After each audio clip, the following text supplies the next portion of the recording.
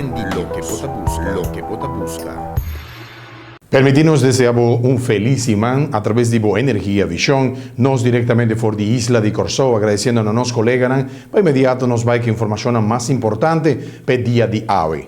De imediato nostro comissário caminha com for de estúdio de Andy Production and Promotion semana passada, já viernes para exato, nós tínhamos uma conversação com Jacinta, que estava parlamentário de MFK, papiando precisamente over de uma situação que ainda é ministro de Justiça over de Câmara. Pero há nos telanta que notícia que lamentavelmente Jacinta agora vai ser.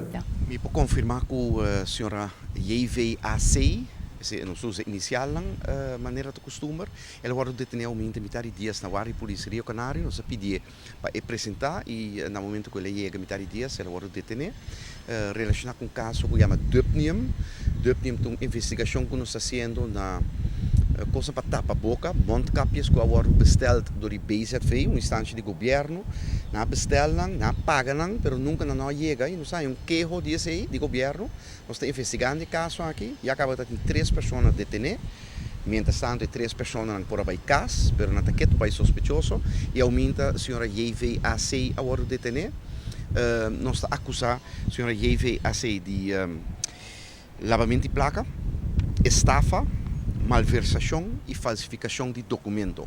O que passa, o militar dias, no momento de sua detenção, ele vai apresentar, de maneira que se acostuma, a um fiscal auxiliar que a ordenar sua encarcelação preventiva e agora que ela será para 2 a 24 horas, mientras que ela vai verhoord, ela vai escutar. Dank u, meneer Serfa. Ok, na bordo. Já vieram de 2 casos importantes. Ok. Eu me gewoon. Já vieram de 2 casos importantes, né? Meneer Serfa, já vieram tem 2 casos, hopi importante. Que como meneer pode contar-nos de caso não aqui? Sim, já vieram vai ter veredicto de 2 casos, um de agente policial ex-The Way, eta wordt sospechado de estar envolvido em duplo assassinato no aeroporto Hato na julho de 2014. E agente policial aqui, apesar de seu envolvimento, complicidade em duplo assassinato, também posição de 2 portafões de polícia, que ela horta voor die seu dono de trabalho, voor die corpo de polícia. Já vieram se verwacht de corte que não tem um veredicto de caso aqui. E também outro caso interessante está que também há uma hobby publicidade de meios de comunicação, docente, homem de nome S, ela foi detenida como maestro de escola. Ela faz em seu trabalho, você tem relação sexual com aluno, muito menor de idade, muito menor de idade.